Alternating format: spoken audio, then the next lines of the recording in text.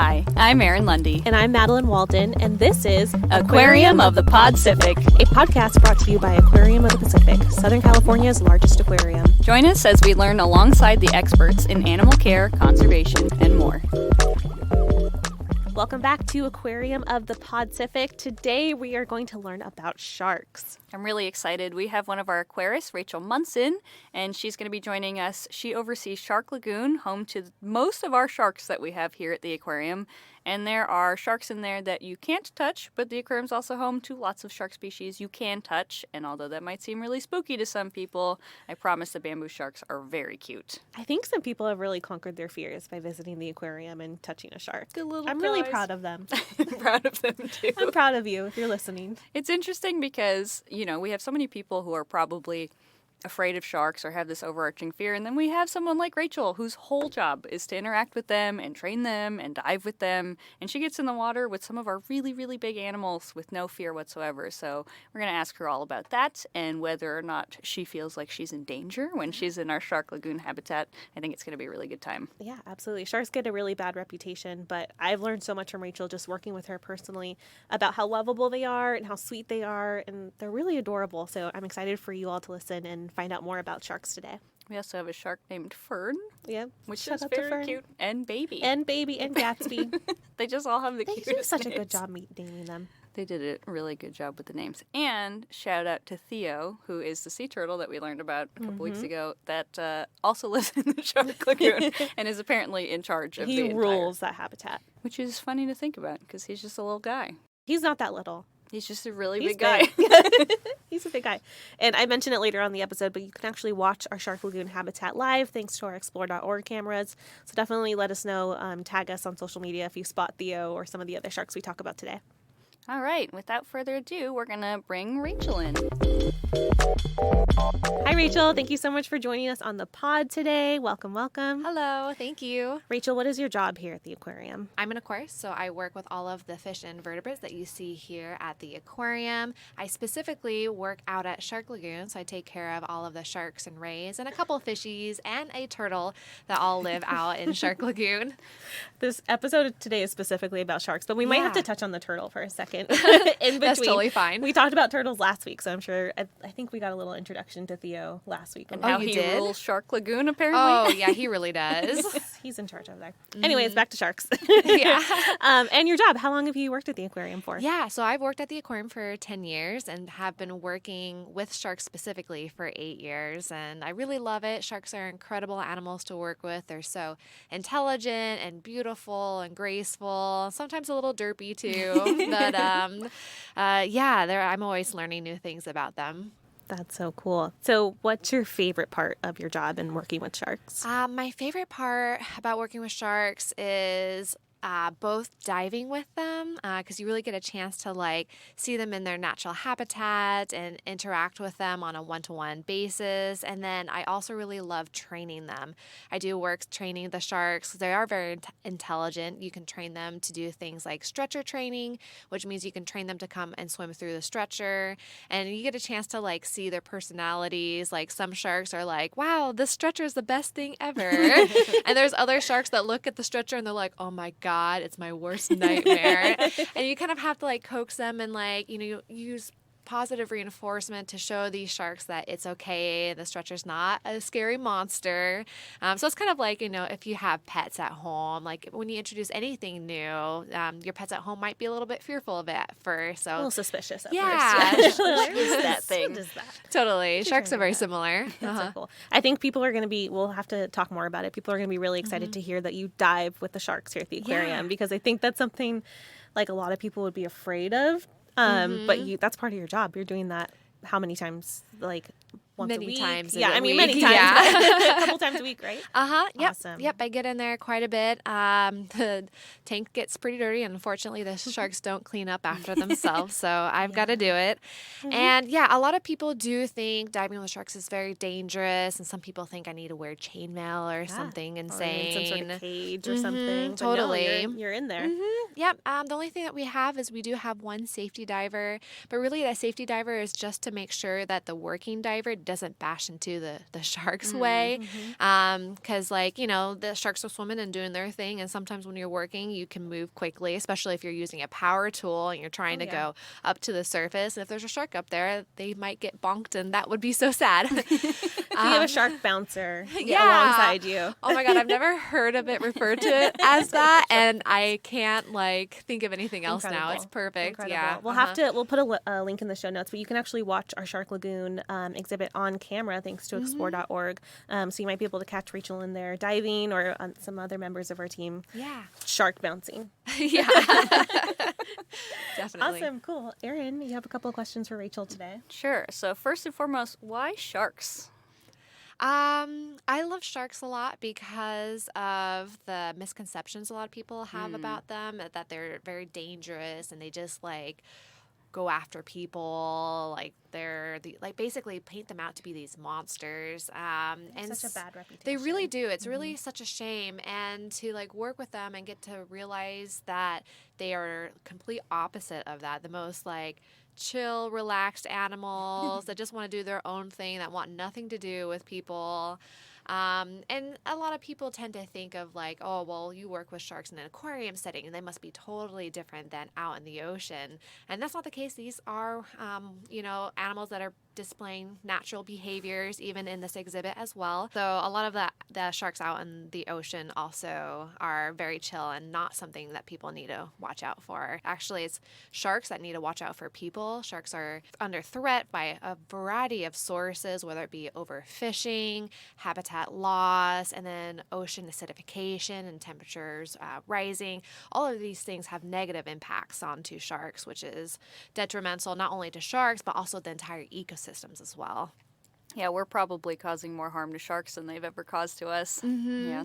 They get such a bad reputation. And do you think that some of that is maybe species specific? What species do we have here at the aquarium? Yeah, so the bad reputation definitely comes from a particular species. Jaws was made about it, so great white sharks. Yeah. But a lot of people look at a shark and they think that all sharks are great white sharks, and there are over 400 different species of sharks, and they all have very different body shapes and behaviors, and they all act very differently from one another. So they all have to inhabit a very similar habitat or space. And even sharks that look very similar, like body shape, they even have very minute behaviors that allow them to eat different prey in that same area. So these animals are really not competing with each other very often for resources. But yes, unfortunately, the big ones tend to give a bad rep for the little ones. Like we've got teeny tiny little bamboo sharks that our guests can touch. So we've got bamboo sharks and epaulette sharks in our small touch exhibit that our guests can touch. And those guys only get to 4 feet maximum. They're very little. And then some of our bigger sharks, we have zebra sharks, blacktip reef sharks, a sandbar shark, and then a gray reef sharks. The biggest one of that batch is the zebra shark. Our largest zebra shark is probably our individual named Baby. She's no longer a baby anymore. She's always baby. Totally. She is 7 feet long and about 120, 130 pounds. So pretty big, but her mouth is teeny tiny, maybe the size, like a little smaller than the size of a phone, maybe half the size or something like that. So they eat very small things like clams and squid and small pieces of fish too. And the location of their mouth too, it's kind of towards their bottom, right? So they kind of are focusing on slow traveling animals of the ocean floor, right? Yeah, exactly. Fascinating. Mm-hmm. That's pretty cool. And each of those, you've mentioned that the individual species have their own sort of personalities and demeanors. Is that the same with individuals? Do they each have their own personality as well? Yeah, within that species? Yeah, definitely. We have, like, for example, the blacktip reef sharks. We have 2 individuals, and one is older, and she's just so wise. Like, I can't fool her at all. So we have to do routine exams on our animals to make sure that they are nice and healthy. easily. So we try to get them into our husbandry pool area, which is where we can corral them so our veterinary team can take a close look at them. But this older individual, we name her, it's more of an identifier than a name. Her name is Shark Lagoon Female. That's when we used to Wow. have 2 black tips, one in Trop Reef I see. and then one in Shark Lagoon. Anyway, so we call her Shark Lagoon lovingly. Shark Lagoon wants nothing to do with the husbandry pool whenever she knows we need to do an exam on her. Whereas the younger one, Barbara, she gets a nice name. Shark named Barbara. Yeah. But Barbara, she doesn't care. She has no fears. We'll go in the husbandry pool anytime. They're very individualistic, which is cool to think Yeah. about. I have found that our older animals tend to be wise to the game when it comes to like veterinary exam. Just like your Yep. dog, right? You're Yep. like, think, oh, we're going to the dog park, and they know exactly when it's the veterinarian Yes. instead, and you can do it every day, and they Uh-huh. still know. And it's the same with our animals, like the seals and sea lions, exactly the same. They're wise to our They're game, just too smart. especially the ones who have been around the block a few times. So, like we've been through this. Yeah. So when you're doing exams in the husbandry pool, I know that sometimes we might utilize something called tonic immobility. Can you tell us a little bit about what that is? Yeah, so sharks go into tonic immobility. It's where when you flip them onto their backs, they go into a catatonic state and they kind of go into like a restful state, a calming period. It's really great because we can flip these sharks into tonic immobility and we can do exams without having to pull them out of the water and put them into a med pool where we have anesthesia in the water to kind of make them go to sleep. So this is great. So it's very minimally invasive, very stress-free, and it makes it a lot easier for us and them to put them into tonic immobility. And we can do blood draws, we can do ultrasounds, and then I've even seen our veterinarian, Dr. Adams, do sutures and like wow. little, like more for like pectoral fins and like Yeah. small things like that. Definitely not like a massive surgery, but Yeah, it was something so, yeah, for sure. It's a quick little fix. Just flip Uh-huh. over. Yep. There you go. There you go. That's interesting. I don't know do we know how that evolved with sharks or why they have that as an adaptation? They're not entirely, well, I haven't done too much research recently, but from what I know, that it has been used for females for breeding purposes, Oh. but males can do it too. So I'm not too sure if the gene is just so closely ingrained with that behavior that it doesn't matter male, female. That's interesting. Do they ever flip themselves back out of it, or is it basically until you? They do. Oh, yes.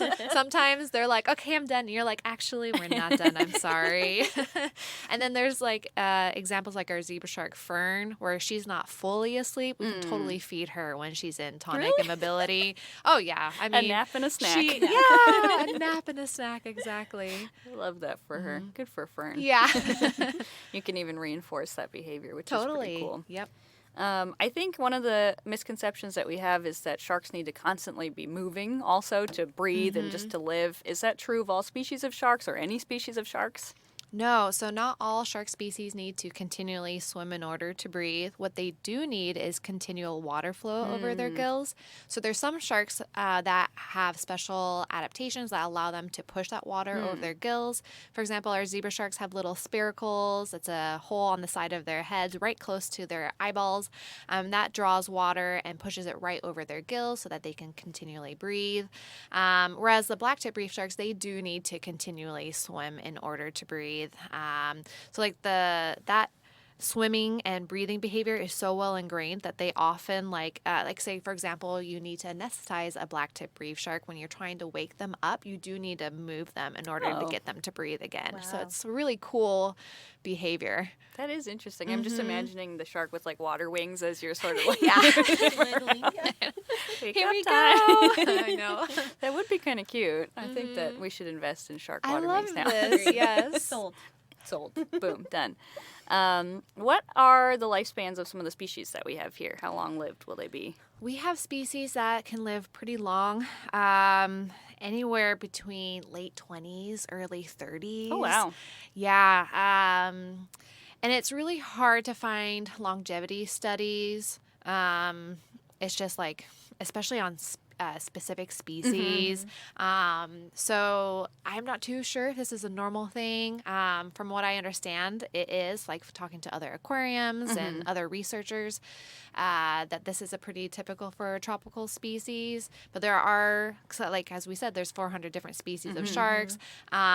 Depending on where a shark lives, it really affects their longevity. So tropical species, they tend to not live as long as, like, for example, a temperate or cold water shark species like the Greenland shark. Those guys are crazy. Yeah, they're so insane. They can live to like 400 years or something insane. I feel like that's common with cold water species, right? They live longer. It's like the cold keeps them Yeah. cold, keeps them They're refrigerated. longer. Yeah, gosh. you stay fresh longer. The metabolism is so slow, Yeah. it just doesn't do anything.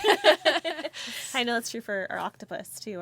Our giant Pacific octopus is longer lived than the tropical species. It's Because cold it's water versus warm water. Yeah. If only they lived 400 years, that would be. That would be great. It might be a little bit crazy to I see. think I that think they would would be a take little over the planet. scary. Yeah, They might not- maybe not, maybe Totally not. would. They're too smart for their own good.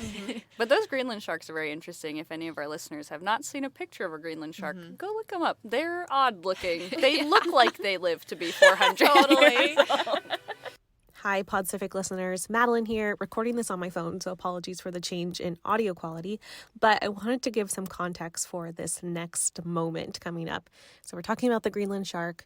Our audio engineer, Scott, is looking up the Greenland shark on his phone and accidentally plays some music in the background. And I think it's a really fun moment, so I wanted to leave it in. But that way you have a little bit of context for what we're giggling about. Sing it, Scott. Oh my god. I was just going to look one up and I forgot. Oh my god, that was amazing. I love it so much. Random Tchaikovsky, I'm so sorry. Yeah, you're all good. That was beautiful. Yeah. Greenland sharks. Greenland shark Yeah. later. I think No, I we should want put you to that look it sound up. effect. Serious. Look them up. They look like they I want are to see. 400. I do want to see, actually. Yeah. You've never seen one? No, They I don't are think so. spooky. I know I'm that picturing something. It probably if it's what's the spookiest shark? That's what I want to know. Oh, like a goblin shark is pretty They're a little spooky. spooky. I think cookie cutter sharks are spooky Just only 'cause in they that cut what that, they like- do. Oh, yeah. Yeah. I've seen that. That is spooky. Ooh, we should talk Yeah. about spooky sharks. That's Oh, Spook- like a Halloween what's the edition. spookiest Yeah. shark? Yeah. the spookiest version of each animal. And then it has to follow up with how adorable they actually Yes. are. Agreed. In theory, spooky, but Yeah. in reality, very cute. But Greenland sharks are a little spooky.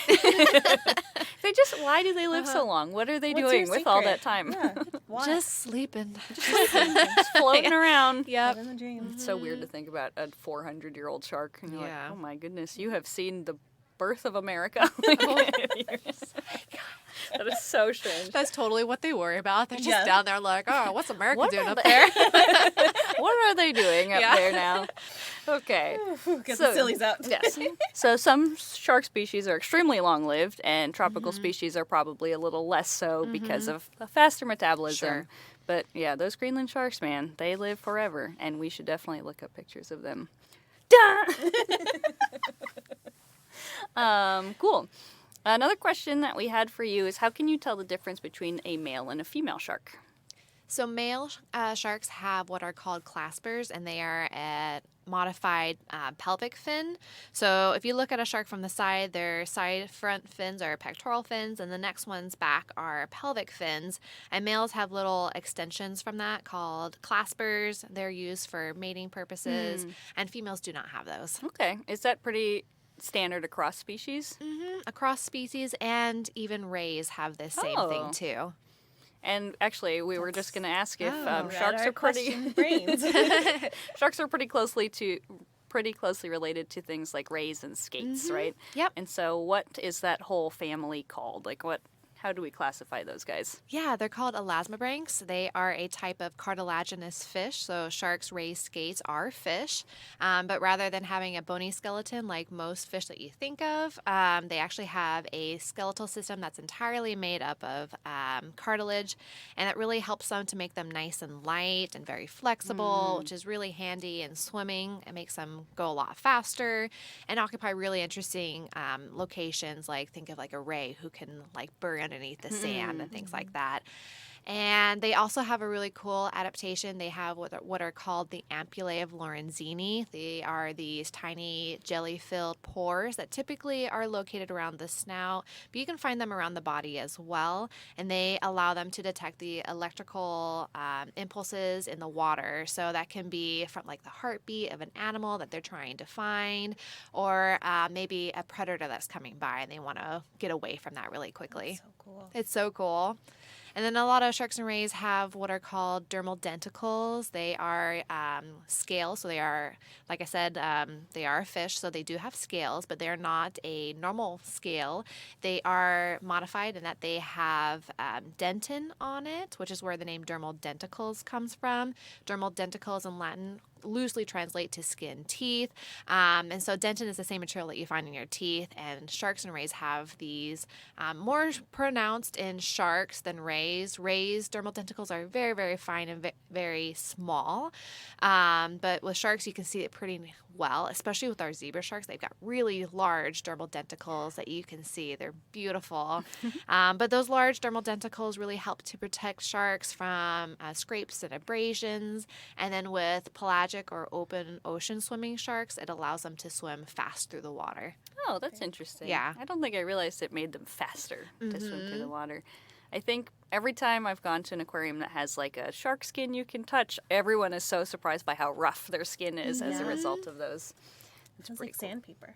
Yeah, Feel like definitely. sandpaper. Are the sharks that are in our touch pools rough to the touch? Like if you feel them? You know, I don't think so, especially because I've handled Fern, our zebra shark, who I think her skin is super rough. So in comparison, the bamboo sharks is not as much so, but I find it very noticeable when you go from the tail, when you like touch them from tail to the head, because you really get a chance to feel that abrasiveness of their skin. When you go tail to head, it feels nice and very soft. Just very Against smooth. the grain. Yeah. Yeah. Yeah. Petting them against their dentin grain. the little teethers. Yeah, that's interesting. So we talked a little bit about it when you were talking about training, but what type of husbandry and vet care goes into taking care of our collection of sharks, especially acknowledging how many different species we have and they have different needs as well? Yeah. So for the husbandry aspect, so they all have very different diets, especially in terms of the size of their diets. Like, for example, the bamboo sharks, they get very teeny tiny food pieces. They have very small teeth.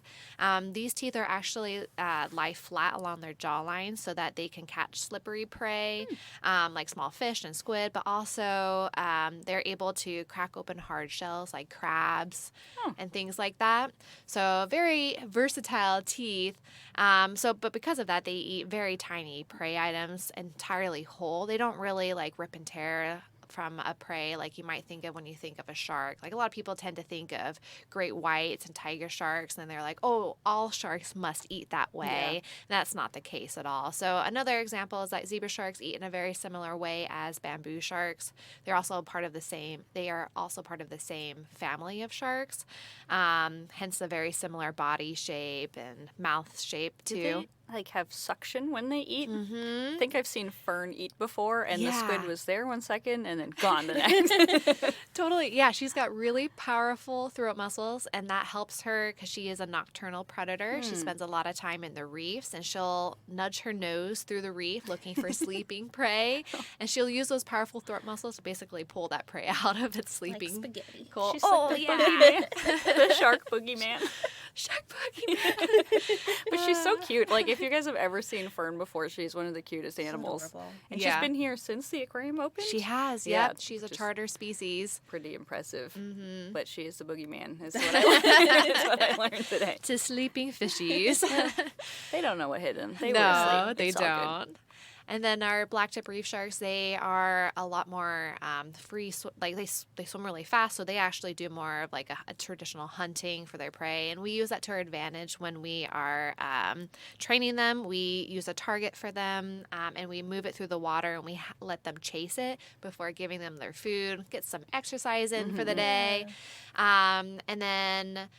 trying to think what else. So we make sure their food, they get a really good diet. We want to make sure that they also get lots of their vitamins in, as well as their exercise in for the day, as well as enrichment. We do all sorts of different enrichments by changing up their habitat.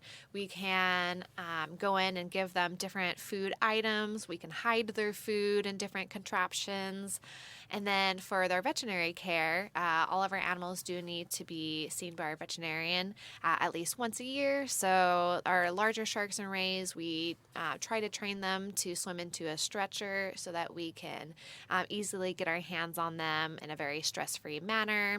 And then other animals like our blacktip reef sharks, they are easier to train into our husbandry pool, so we do that instead. Very cool. So everyone has their own method of being seen by the vet in some way, shape, or form. Yep. And everyone's trained in some way too, which is cool. I guess I didn't appreciate that you are trying to mimic the movement of their prey items when you're doing a target. And so a moving target is much more reinforcing for a shark that wants moving prey than a stationary one. So Yeah, I found that out in an interesting way. This is when we, RIP, our beautiful sand tiger shark, yeah, one of our blacktip reef shark was excellent at stealing food from him. And I realized, she likes to like chase her food. So I had to modify her feeding style a little bit for that. keep her away from him too. Yeah, that too. That's funny. Well, we have a lot of shark species here at the aquarium, but I think some of our listeners might be wondering, what are we doing conservation-wise for sharks at the aquarium? Yeah, well, we're doing a lot. We are we participate in this study that does artificial insemination research on sharks. We've done this with our bamboo sharks and zebra sharks, and we have had a successful artificial insemination from our zebra shark Fern. And we actually have one of the offspring here at our facility. Her name is Gatsby. She lives in our tropical reef habitat, and all of this has really great implications for conservation work for the animals out in the oceans. We're not there yet, but we're really hoping to get to that point where we can impact the ones out in the ocean too. And then also, you can at home make sure you choose sustainable fishing sources. If you do eat fish, to eat sustainable fish is the best way to go. You're making sure that you don't have bycatch, and that can include sharks, rays, and other animals. So bycatch is basically any unintended catch of something, like say for example you're trying to grab tuna or some other delicious fish item and you accidentally get somebody else in there instead. If you choose a sustainable fishery source, they make sure that there's very limited, if no, bycatch involved. And then so there's other things too, like if you're paying attention to the fish that you're consuming, some are endangered species, so making sure that it's not endangered species or has negative impacts on the ecosystem there. Yeah, there's a lot of things that people can be doing just in their day-to-day lives that I don't think they realize they can be helping an animal like a shark in the wild, which is pretty cool to think about. We did also have some questions for you from social media. We asked our listeners, what would you ask a shark expert if you had the opportunity to ask? So we're going to switch over to Madeline so she can ask those questions. Okay, cool. We had someone ask, do sharks lay eggs, and what are shark eggs made out of? Yes, so sharks do lay eggs, not all shark species. So we have our zebra sharks and our bamboo sharks, at least in our tropical shark lagoon habitat. I'm not going to include all of our temperate ones. So those ones do lay eggs that you can see. And those, I actually did a little bit of research on this question. So it looks like the composition of the eggs really varies depending on the species, but it looks like there's a highly ordered, unique collagen-containing fibrils. And then in some species, there's more of a keratin base. So depending on the species, it's either more keratin or more collagen. So that's pretty much what they're made out of. And most of the shark eggs are in a really unique shape. They're also known as mermaid purses. I love that. They've got this cool tendril, and they use that tendril to wrap it around a coral to help it stay put so that it doesn't get washed to shore. So it's a really cool adaptation. But yeah, not all sharks can lay eggs. We have a couple of cool videos on, I know TikTok for sure, of I think Fern laying some eggs in Shark Lagoon, and it's fascinating to watch. It's really insane. It's really cool. Uh-huh. Awesome. Next question is, how do sharks sleep? So Or sharks. do they sleep? Yeah, that's a good question. Yeah. Sharks don't sleep in a very traditional sense like you and I go to sleep. So, what they have instead is an active and restful period. And their active stage, as you would imagine, is when they are hunting or foraging or interacting with their other tank mates in the example of Shark Lagoon. And then restful periods is where they're swimming. Or, for example, our zebra sharks, they just kind of lay at the bottom of the exhibit. That's a restful state, but they don't have eyelids, so their eyes are still open. Yeah. And you can tell when a shark, especially like a blacktip reef shark, is having a restful period when you're diving the exhibit because they just kind of aren't really paying attention to you. And so this is where having that safety diver is so important to protect the sharks. Yeah, for sure. Yeah. That's so funny. You kind of touched on this earlier, but can sharks be trained? And what do you train sharks to do here at the aquarium? Yeah, sharks are very intelligent. You can train them. And we train our sharks to do a variety of different things. We can train them to be target trained. That means they come to a particular object that we call the target. It can be anywhere from like a white wiffle ball to a bucket lid. And that really helps to make sure that we bring our sharks directly to us so that we can provide them the correct food and in the correct way that they need it. And then we can also train our sharks to be stretcher trained. That's where we train them to swim through a stretcher, which is basically a sling with 2 poles at the end. And that way we can do our veterinary exam very easily. Or you can train them to swim into our husbandry pool. And that allows us to, again, do our veterinary exams nice and easily. So a lot of it is not only really great for our animals because it challenges them to try and figure out how to get their food, but also it helps us with our husbandry needs too. Awesome. What do we feed our sharks here at the aquarium?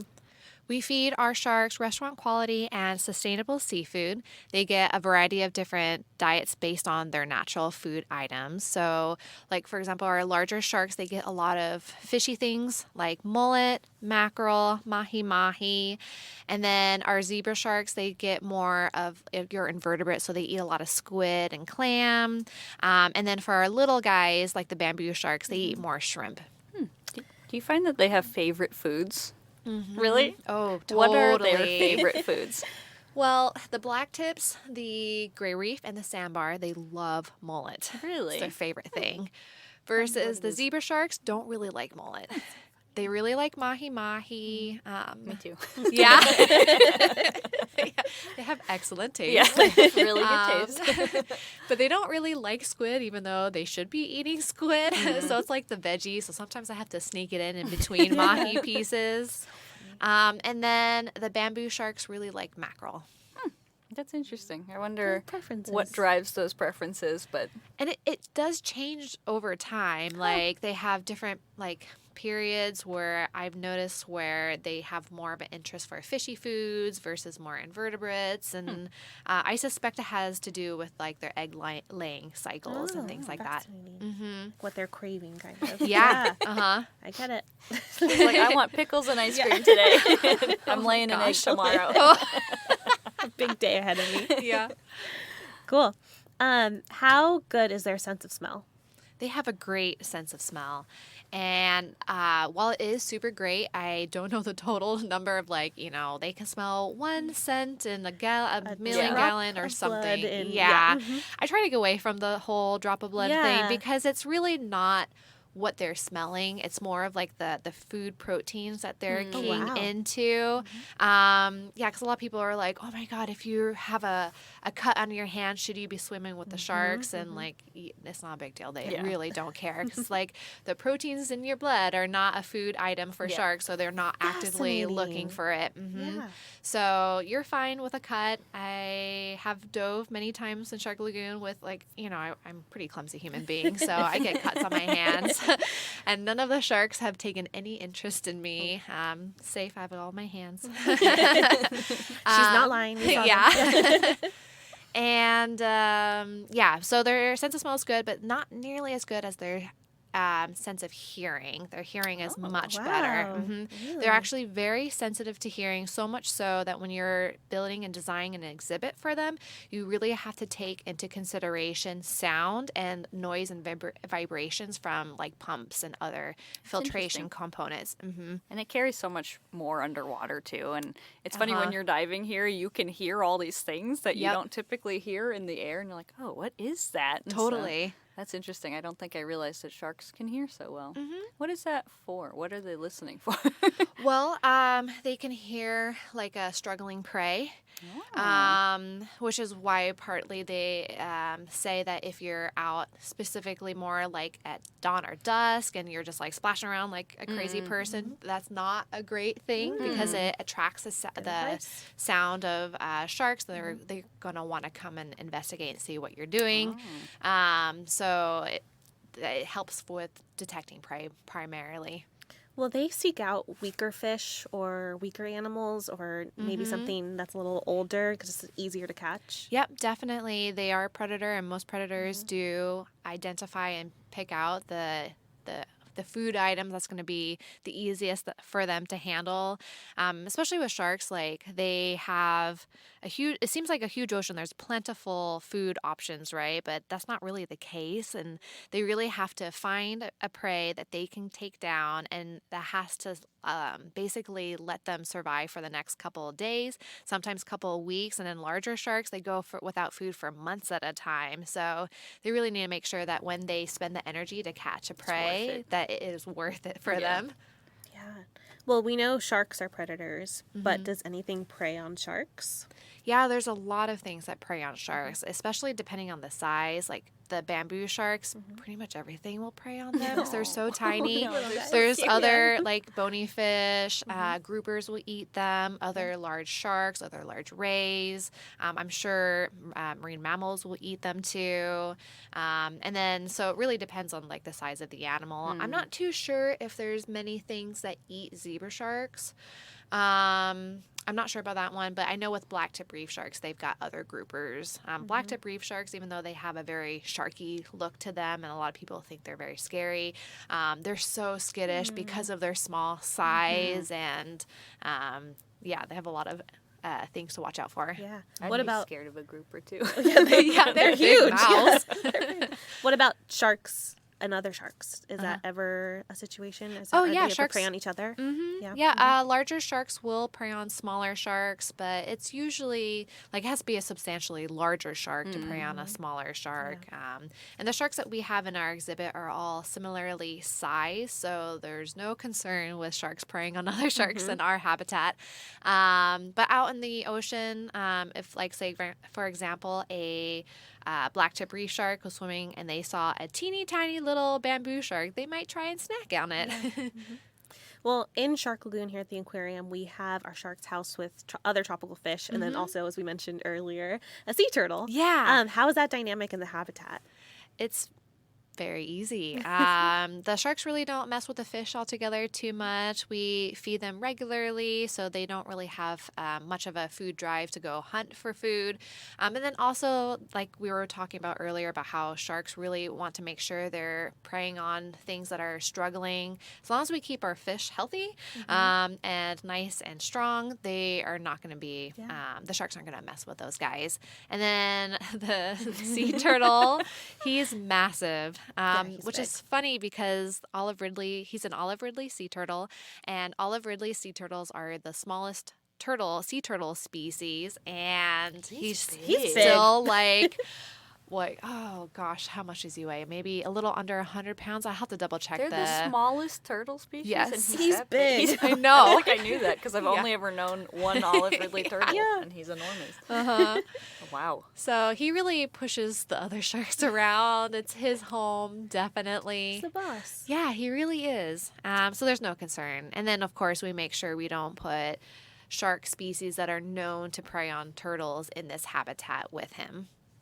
What kind of shark species would that be? Tiger sharks. Mm-hmm. Got it. They do love turtles. It's a good snack for a I tiger. love yeah, turtles. yeah. Cool. 2 questions about kind of how sharks evolved. Are they able to change their appearance to hide from predators, or do they have any evolutionary traits that allow them to better succeed in the ocean from predators? Sharks don't really have the ability to change their colors, but they do have, like, depending on the species, different adaptations that allow them to either swim really quickly away from a predator or to blend in with their environment.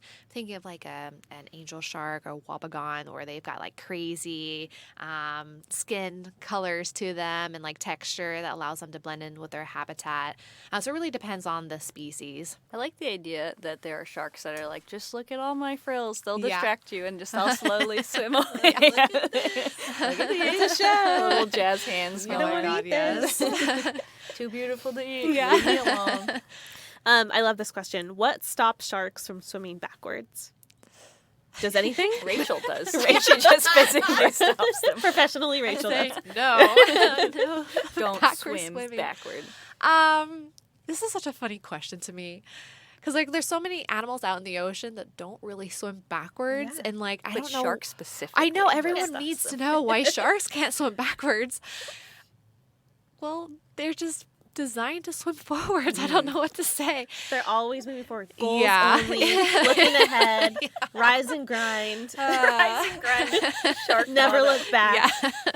I mean, they could quickly turn around and go backwards. I actually think it's active state Uh-huh. grind. It's not rise. It's not rise. They aren't sleeping. Oh my God.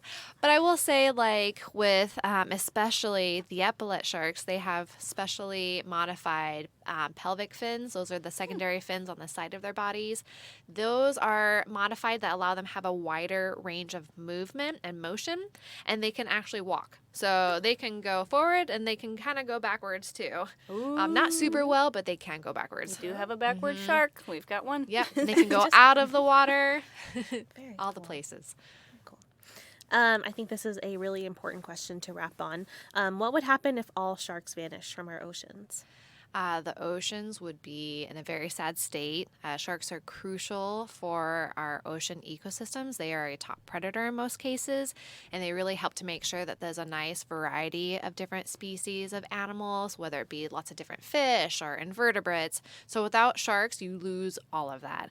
And you lose the diversity of our oceans, you lose diversity of our ocean ecosystems. So like reefs are known to collapse from the loss of sharks. So they have huge impacts on our oceans. Yeah, I think as we go along, what we keep hearing week to week is like, if we lost this species entirely, the entire ecosystem would change, and it just goes to show how interconnected really everything is. And you know, you can't take out an apex predator like a shark from an ecosystem and expect it to not collapse because they play such an important role. Well, eat sustainable seafood. right? Yes. Number one. Learn more about sharks and why they can or can't go backward depending on the species. And do your best to make sure you're taking care of our oceans because that's where our sharks live. Do you have any Yeah. other advice for us, Rachel? Take us home. Reduce the amount of plastic you use. Perfect. You know, I like that one's another really big one too. It's important for really all the animals out there. Yep. Definitely. Cool. Thank you so much, Rachel, for joining us today. I learned so much. That was awesome. Great. Thank you. More than I ever knew about sharks. Truly. Everybody Google Greenland sharks. And what were the ones that walk backward? the epaulet sharks. The epaulet sharks. They can walk? Oh Yeah, my they're goodness. walking sharks. They're super cool. We should Uh-huh. take a video of that. Yeah, we That's- have one. Or oh. a couple, We have right? several. I Yeah. just haven't seen them. It's okay. I Come don't out think to I've ever Shark seen them Lagoon. walk, though. We'll have to make a video about it. Yeah. Cool. All right. Thanks, everybody. All right. Thank you. Thank you, Rachel. Aquarium of the Pacific is brought to you by Aquarium of the Pacific, a 501c3 nonprofit organization. In 2023, the aquarium celebrates 25 years of connecting millions of people worldwide to the beauty and wonder of our ocean planet. Head to aquariumofpacific.org to learn more about our 25th anniversary celebration. Keep up with the aquarium on social media at Aquarium Pacific on TikTok, Instagram, Facebook, Twitter, and LinkedIn. This podcast is produced by Aaron Lundy, Madeline Walden, and Scott Shaw. Our music is by Andrew Reitzma, and our podcast art is by Brandy Kenny. Special thanks to Cecile Fisher, Anitza Valles, and our audiovisual and education departments, and to all of our amazing podcast guests for taking time out of their day to talk about the important work that they do. Podcific wouldn't be possible without the support of the aquarium's donors, members, guests, and supporters. Thanks for listening.